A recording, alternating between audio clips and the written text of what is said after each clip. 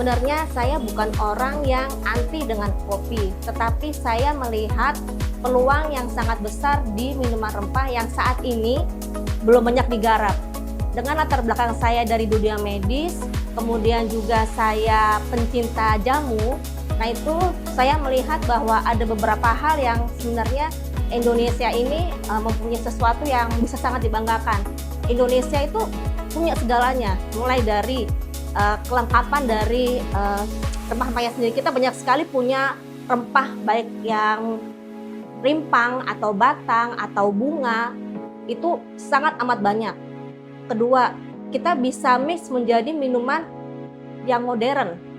Jadi tidak hanya mendapatkan manfaat khasiat, tapi juga bisa dinikmati secara modern.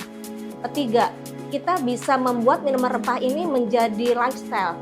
Kita mencoba untuk menggiring masyarakat sekarang ke arah bagaimana sih kita bisa melaksanakan healthy lifestyle, salah satunya dengan melalui minuman rempah itu.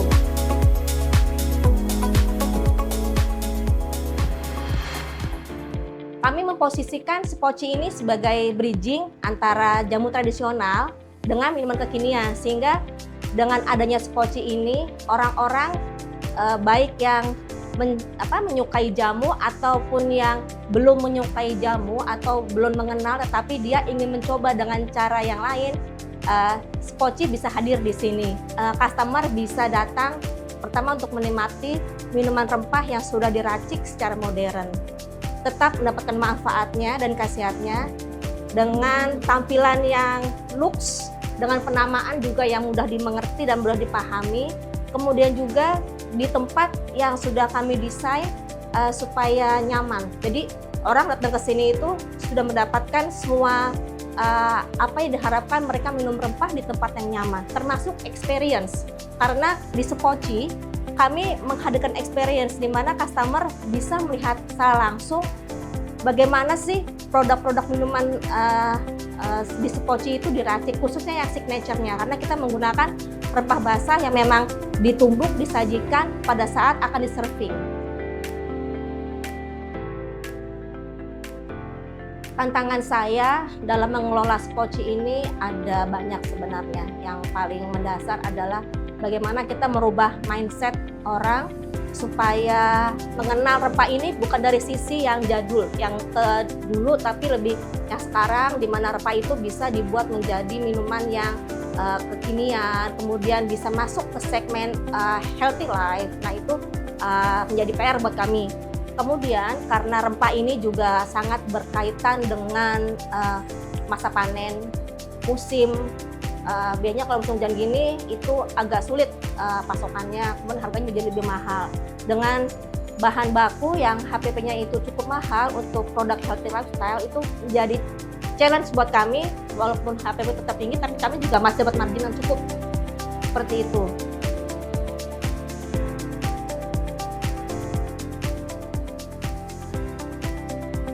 Banyak sekarang yang makan minuman yang viral. Sedangkan menurut saya sendiri, kalau minuman rempah itu bukan tipe produk yang bisa dijadikan viral atau tidak viral. Karena pada dasarnya kalau mau dilihat bahwa produk minuman rempah ini sudah viral dari zaman ratusan tahun lalu. Bagaimana kita tetap menjaga keviralan ini dengan caranya masing-masing.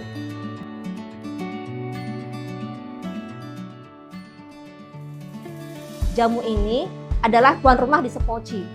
Dan kopi tetap ada, tetapi kopi yang ada di sini atau minuman yang lain di sini yang ada seperti coklat, teh, atau susu dan lainnya itu kita blend dengan rempah sehingga menjadi minuman rempah yang kekinian. Kuncinya adalah positioning sekaligus konsistensi yang tepat.